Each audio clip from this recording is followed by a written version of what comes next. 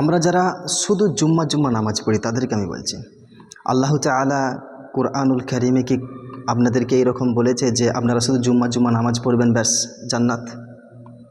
বা হাদিসে কি আপনারা পেয়েছেন নাকি যে নবীজি সাল্লাল্লাহু আলাইহি ওয়াসাল্লাম বলেছেন যে জুম্মা জুম্মা নামাজ পড়ুন ব্যাস? আপনি চিন্তা করুন, আপনি জুম্মায় নামাজ পড়েন আর নিজেকে মুসল্লি বলে দাবি করেন।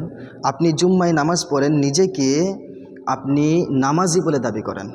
কথা তো ঠিক, তাই কি না? দাবি করেন কি করেন নাই? কিন্তু আপনি কোনোদিন চিন্তা করেছেন যে সপ্তাহে একদিন আপনি জুম্মা পড়েছেন, জুম্মার নামাজটা, ঠিক কি না? বাকি পুরো সপ্তাহে আপনি ক্লিয়ার কোনো নামাজ পড়ছেন না। এবার আপনি এই কাজটা দুনিয়াবি জীবনে বাস্তবায়ন করুন তো। যেমন আপনি সপ্তাহে একবার খাবেন জুম্মার দিন, জুম্মার ওয়াক্তে, বাকি আপনি পুরো সপ্তাহে খাবেন না, আপনি বেঁচে থাকবেন? কি মনে হচ্ছে? আপনি মারা যাবেন, ঠিক কি না? সেই রকমভাবে যদি শুধুমাত্র জুম্মায় নামাজ পড়া হয় আর পুরো সপ্তাহে যদি নামাজ না পড়া হয়, আপনার ঈমান বেঁচে থাকবে না, আপনার ঈমান নষ্ট হয়ে যাবে। আর আল্লাহ তাআলা কুরআনুল কারীমের মধ্যে বলেছেন, ইন্না সলাতা কানাত আলাল মুমিনিনা কিতাবাম মাওকুতা। প্রত্যেক মুমিন নরনারীর জন্য নামাজকে ফরজ করা হয়েছে। আর ফরজ মানে কি?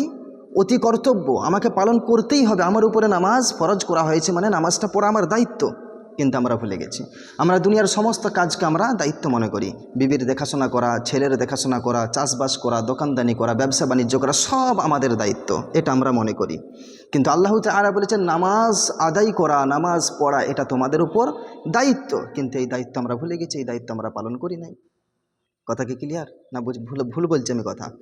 মনে রাখবেন, আজকে আপনি নামাজ পড়ছেন না, আপনি নিজেকে গুনাহগার মনে করছেন না, লজ্জা লাগছে না আপনার যে আমি নামাজ কাজা করছি না, এত মানুষ নামাজ পড়তে যাচ্ছে, আমি নামাজ পড়ছি না, এটার জন্য আপনাকে মানে অল্প পরিমাণ আপনার লজ্জা লাগছে না? যে জিনা করে, সেই জিনাকারিনী মহিলাকে যদি প্রকাশ্যে জিনা করতে বলা হয়, সে জিনা করবে? করবে না, সে গোপনে করবে।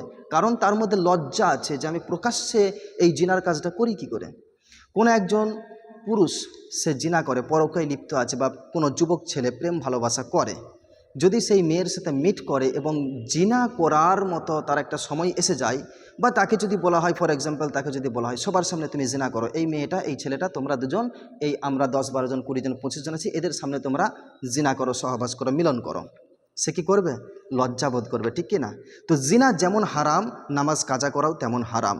ওটার বেলায় আমরা কি করি? লজ্জা করি, না না এত মানুষ আছে দেখে নেবে, আহ এত মানুষ আছে কি করবে, দেখে নেবে, হ্যাঁ লজ্জা লাগে। কিন্তু আপনি মসজিদে শুনতে পাচ্ছেন হাইয়া আলাস সালাহ, হাইয়া আলাস সালাহ, হাইয়া আলাল ফালাহ, হাইয়া আলাল ফালাহ, মানুষ নামাজ পড়তে যাচ্ছে, আপনার চোখের সামনে আপনি বাজারে বসে বসে তাস খেলছেন, ছুট খেলছেন, হ্যাঁ আপনি গান শুনছেন, টাইম পাস করছেন, কিন্তু তখন আপনার লজ্জা লাগছে না।